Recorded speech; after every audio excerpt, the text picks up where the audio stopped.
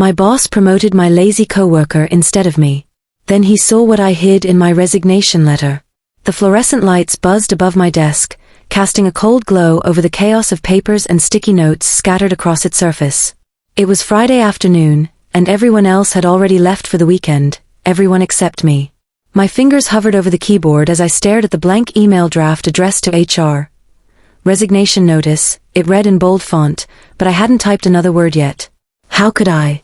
The ache in my chest still felt raw, like an open wound that refused to heal. It wasn't supposed to be this way. For 5 years, I poured my heart into this company. 5 long years of early mornings, late nights, and weekends spent answering emails while others were out enjoying their lives. I gave everything I had to make sure deadlines were met, projects exceeded expectations, and clients walked away satisfied. And what did I get in return? A nod here, a pat on the back there, but never anything substantial. Never recognition. Never reward. And then came today's meeting, the one where Mr. Caldwell announced his decision to promote Ethan. Ethan. Just thinking his name made my jaw clench with frustration. He was the epitome of mediocrity, always late, perpetually unprepared, coasting by on charm rather than competence. Don't get me wrong, he wasn't a bad guy. In fact, we used to joke around during coffee breaks about how chaotic our department could be. But when push came to shove, Ethan avoided responsibility like the plague. If something went wrong, he'd shrug it off or blame someone else. When things went right, though, somehow he managed to take all the credit. I remember sitting in that conference room earlier today, trying not to let my disappointment show as Mr. Caldwell praised Ethan's leadership potential and innovative thinking. Leadership potential? Innovative thinking? Had he even seen Ethan's latest report? Half the data was missing, and the other half didn't add up. Meanwhile, I'd spent weeks perfecting mine, triple-checking every number, cross-referencing sources until my eyes burned from staring at spreadsheets. Yet none of that mattered because apparently, being likable outweighed being capable. When the meeting ended, I forced myself to smile and congratulate Ethan, though the words tasted bitter in my mouth. As soon as I returned to my desk, I opened a new document and started drafting my resignation letter. At first, I tried to keep it professional, thanking Mr. Caldwell for the opportunities and expressing gratitude for the experience. But the more I wrote, the angrier I became. By the 3rd paragraph, I found myself venting about Ethan, about the unfairness of it all, about how hard I'd worked only to be overlooked time and time again. That's when I realized I couldn't send this version. It was too raw, too honest. So I deleted everything and began again, crafting a polished, neutral resignation that revealed nothing of the storm raging inside me. But before hitting send, I decided to include something extra, a handwritten note tucked into the envelope alongside the formal letter. Something personal. Something they wouldn't forget anytime soon. As I sat there now, staring at the screen, I thought back to the day I first joined the company. I was fresh out of college, bright-eyed and eager to prove myself. Back then I believed in the power of hard work, in the idea that if you put your head down and gave it your all, success would inevitably follow. I threw myself into every task, no matter how small, determined to make an impact. Whether it was organizing files, proofreading documents, or staying late to help a colleague finish a project, I did it without complaint. Slowly but surely, people began to notice. Coworkers complimented my dedication, supervisors commended my attention to detail. For a while, it seemed like my efforts were paying off. Then came Ethan. He transferred to our department 2 years ago, bringing with him a breezy confidence that intrigued everyone, including Mr. Caldwell. At first, I dismissed him as harmless. Sure, he slacked off occasionally, but who didn't? What bothered me most, however, was how effortlessly he charmed those around him. While I struggled to get noticed despite my relentless work ethic, Ethan seemed to glide through life on autopilot, collecting accolades along the way. One particular incident stands out in my mind. We were working on a major client presentation together, a high-stakes project that required months of preparation. I took charge of the research, meticulously gathering data and analyzing trends. Ethan, meanwhile, handled the design aspect. Or at least, that's what he claimed. The truth was, he barely contributed. Instead, he delegated most of the work to junior interns and spent his days chatting with coworkers or browsing social media. When the final product was unveiled, however, guess whose name got top billing? Not mine. Ethan's. To add insult to injury, Mr. Caldwell singled him out during the post-presentation debrief, praising his creativity and vision. I wanted to scream. To point out that without my painstaking research, the entire presentation would have fallen apart. But I bit my tongue, reminding myself that speaking up wouldn't change anything. Besides, I told myself, actions speak louder than words. Keep working hard, and eventually, someone will see. Except no one did. Now, as I prepared to leave the place I once loved, I couldn't help but wonder, was it worth it? All those sacrifices, all those sleepless nights, did any of it matter? Part of me wanted to believe it did. That somewhere deep down, someone appreciated what I'd done. But another part, the cynical, jaded part, knew better. Hard work alone wasn't enough. You needed connections, charisma, maybe even a little luck. Things I clearly lacked. Still, I couldn't bring myself to leave without saying something, without leaving behind a piece of me that would force them to confront the truth. That's why I added the handwritten note. A few simple sentences, scrawled in ink, revealing exactly how I felt. Dear Mr. Caldwell, thank you for the opportunity to grow and learn under your leadership. However, I must admit, I'm leaving with a heavy heart, not because I don't love this job, but because I feel invisible. For years, I've given everything I have to this company, only to watch others reap the rewards. Perhaps it's naive of me to expect fairness in a world that thrives on favoritism, but I can't stay silent anymore. Goodbye. I folded the note neatly and slipped it into the envelope with trembling hands. Would he read it? Would he care? Probably not. But at least I'd said my piece.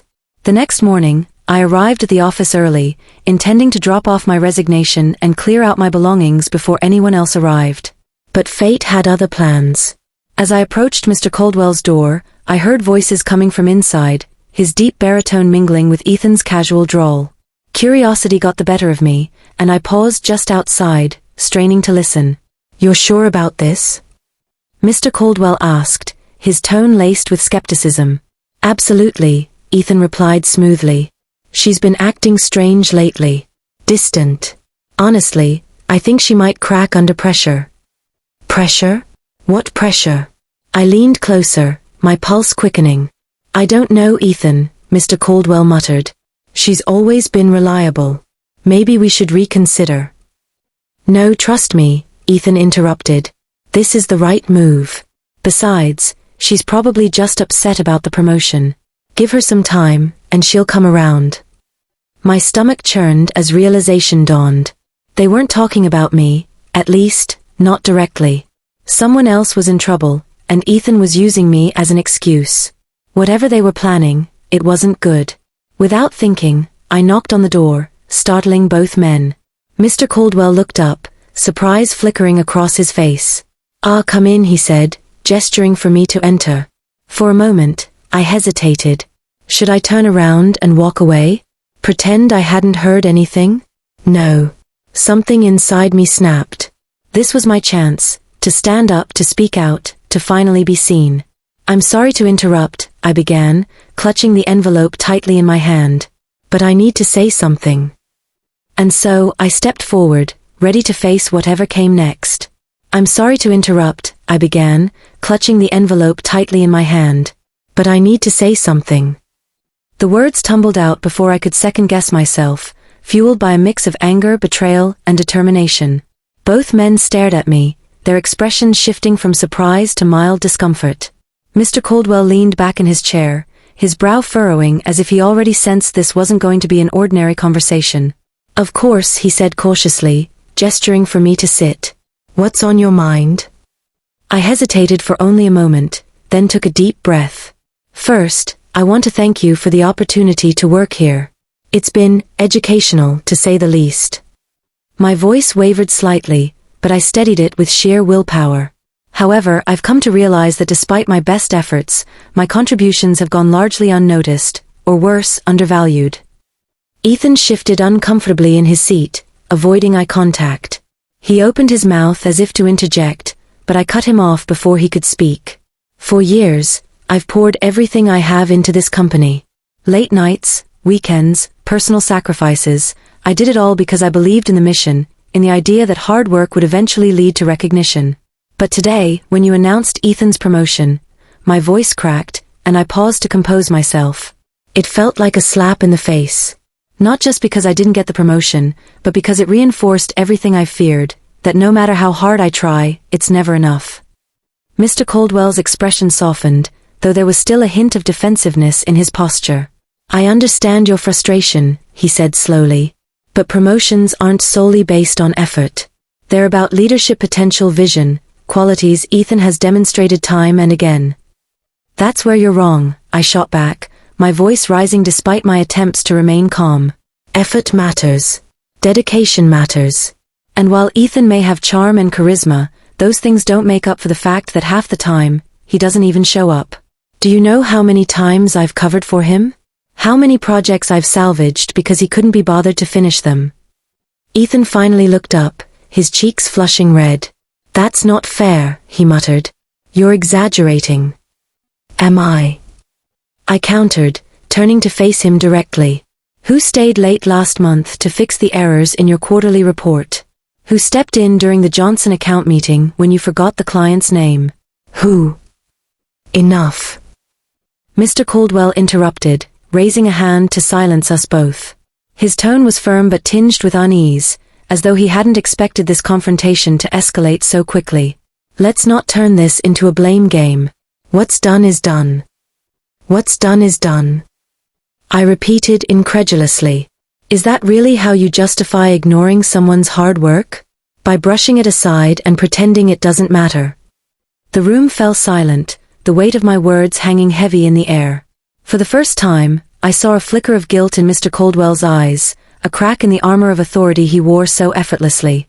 He glanced down at the envelope in my hands, then back up at me. You're resigning, he stated flatly, his voice quieter now.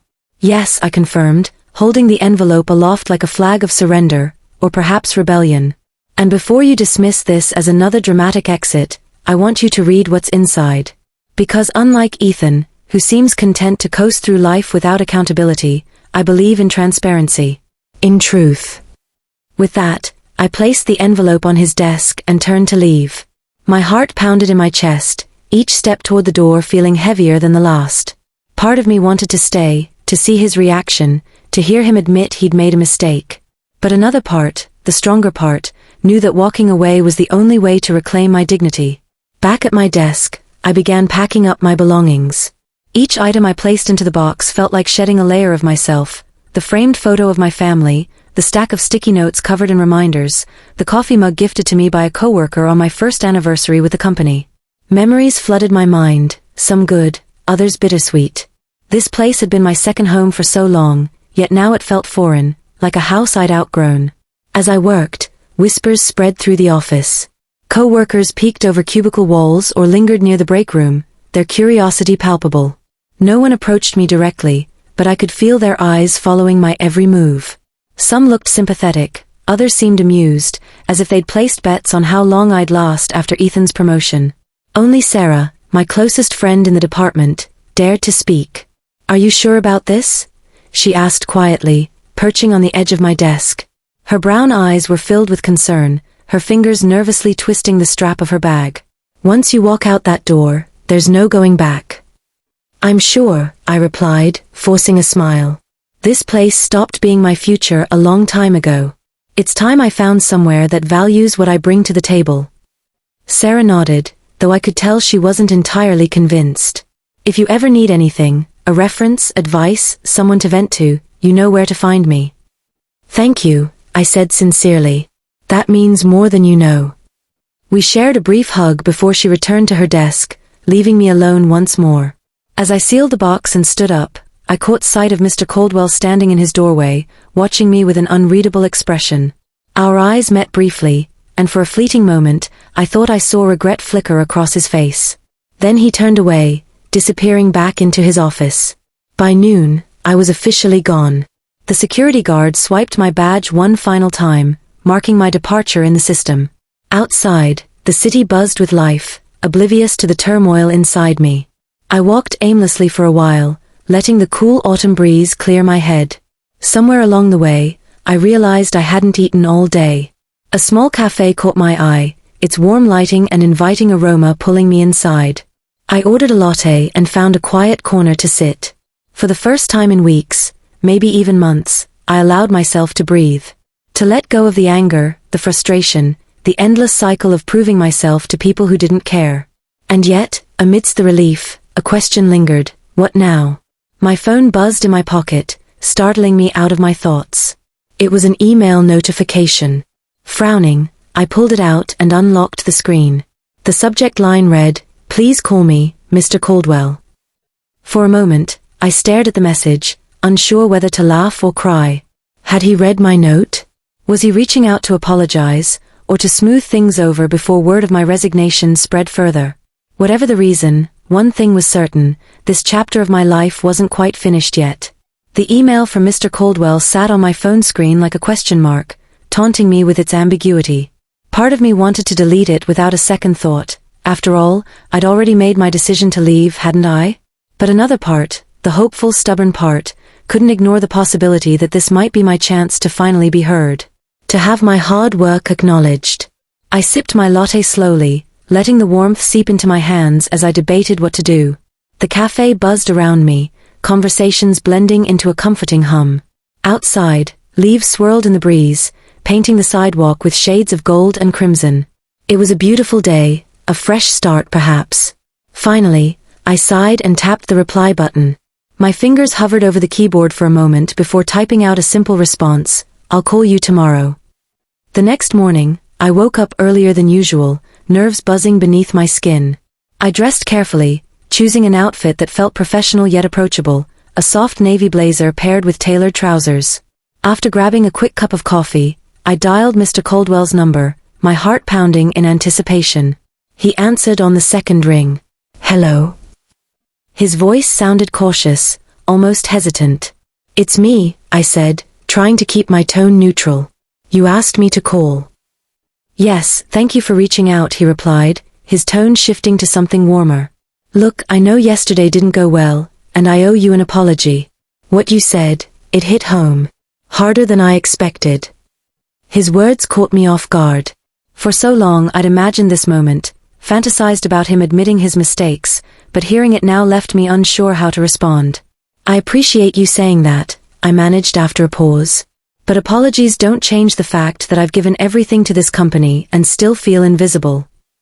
"I understand," he said quickly. "And I take full responsibility for that. You're right, I let favoritism cloud my judgment. Ethan's promotion wasn't earned, it was a mistake, plain and simple. One I regret deeply." His honesty surprised me. This wasn't the guarded, authoritative Mr. Caldwell I'd come to know over the years. This was someone vulnerable, willing to admit fault. It made me wonder if maybe there was more to him than I'd assumed. "So what happens now?" I asked, my voice softer but still wary. "Are you calling to ask me to stay?" There was a long pause on the other end of the line. When he spoke again, his words carried a weight that sent a shiver down my spine. "Yes. That's exactly why I'm calling. I want you to reconsider your resignation, not just because we need someone like you here, but because you deserve better. From me, from this company, from everyone." My breath hitched. Was this real? Or was it just another empty promise meant to placate me? "What are you offering?" I pressed, needing clarity. "Because I can't go back to being overlooked." "You won't," he assured me. "If you agree to stay, I'll promote you to senior project manager immediately. It's a role I should have offered you months ago. And Ethan," he hesitated, then continued firmly, "Ethan will step down until he proves himself capable of handling the responsibilities he's been given." I blinked, stunned. This was more than I'd dared to hope for. Still, I needed to be sure. Why the sudden change of heart? I asked quietly, "What made you decide to fight for me now?" He exhaled sharply, as if bracing himself for the answer. "Your note," he admitted. "When I read it last night, I realized how blind I'd been. How unfair. You weren't just resigning, you were leaving behind a piece of yourself, hoping someone would finally see it. And when I read those words, I saw you. Truly saw you. For the first time in years." Tears pricked at the corners of my eyes, though I fought to hold them back. No one had ever spoken to me like that, like they truly understood the depth of my frustration, my pain. It was validating in a way I hadn't expected. "Okay," I whispered, my voice trembling. "I'll stay. But on one condition." "Anything," he said earnestly. "No more excuses," I told him. "From anyone. If I'm taking on this role, I need your full support. No second guessing, no undermining. Just trust." "You have my word," he promised. "And not just mine, the entire team's. We're lucky to have you, even if it took us too long to realize it." When I returned to the office the following Monday, everything felt different. Coworkers greeted me with genuine smiles, their respect evident in the way they addressed me. Sarah practically tackled me with a hug, her excitement contagious. Even Ethan, who avoided eye contact at first, eventually approached me with a sheepish apology. "I'm sorry," he murmured, looking genuinely contrite. "I never meant for things to get this far. You're the best person for the job, it's always been obvious to everyone except me." I nodded, accepting his apology with grace. Holding on to anger wouldn't serve me anymore. Instead, I chose to focus on the future, the opportunities ahead, the challenges waiting to be conquered. As I settled into my new role, I found a renewed sense of purpose. Projects that once felt overwhelming now seemed manageable, thanks to the support of my team and Mr. Caldwell's unwavering faith in my abilities. Slowly but surely, the weight I'd carried for so long began to lift, replaced by pride and fulfillment. One evening, as I packed up my things to head home, Mr. Caldwell stopped by my desk. "How's it going?" he asked, his tone casual but kind. "Better than I ever imagined," I admitted, smiling. "Thank you for believing in me, for giving me this chance." He smiled back, his expression thoughtful. "No, thank you. For reminding me what true dedication looks like. For sticking around long enough to show me the error of my ways." We shared a quiet laugh, the tension between us completely dissolved. As he walked away, I glanced around the office, taking in the familiar sights and sounds. This place wasn't perfect, it never would be, but it was mine. A place where I could grow, lead, and thrive. For the first time in years, I felt seen, valued, whole. And as I stepped out into the crisp autumn air, ready to face whatever came next, I knew I'd made the right choice.